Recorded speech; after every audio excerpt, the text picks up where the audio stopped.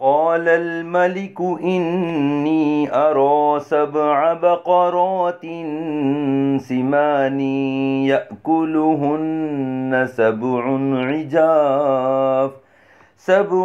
عجاف و7 سنبلات خضر وأخر يابسات يا أيها الملأ أفتوني في رؤياي إن كنتم للرؤيا تعبرون قالوا أضغاث أحلام وما نحن بتأويل الأحلام بعالمين وقال الذي نجا منهما وادكر بعد أمة أنا أنبئكم بتأويله فأرسلون۔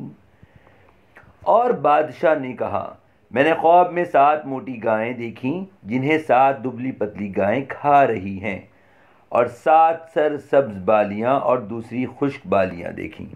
اے درباریوں، اگر تم خوابوں کی تعبیر جانتے ہو تو میرے خواب کے بارے میں مجھے جواب دو۔ انہوں نے کہا یہ جھوٹے خواب ہیں اور ہم ایسے خوابوں کی تعبیر نہیں جانتے۔ اور 2 قیدیوں میں سے بچ جانے والے نے کہا، اور اسے ایک مدت کے بعد یاد آیا، میں تمہیں اس کی تعبیر بتاؤں گا، تم مجھے یوسف علیہ السلام کے پاس بھیج دو۔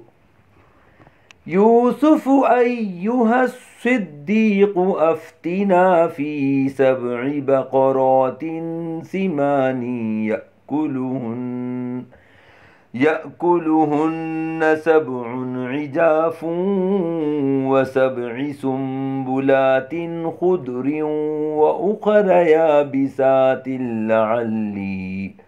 لعلی ارجع الی الناس لعلہم یعلمون۔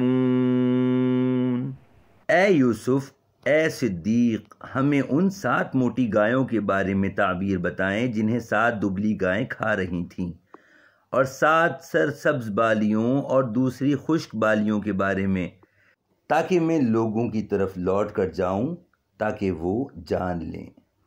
قال تزرعون 7 سنين دأبا فما حصدتم فذروه في سنبله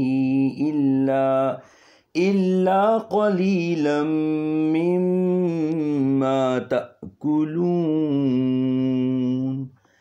یوسف علیہ السلام نے فرمایا تم 7 سال تک لگاتار کھیتی باڑی کرو گے تو تم جو کاٹ لو اسے اس کی بالی کے اندر ہی رہنے دو، سوائے اس تھوڑے سے غلے کے جو تم کھا لو۔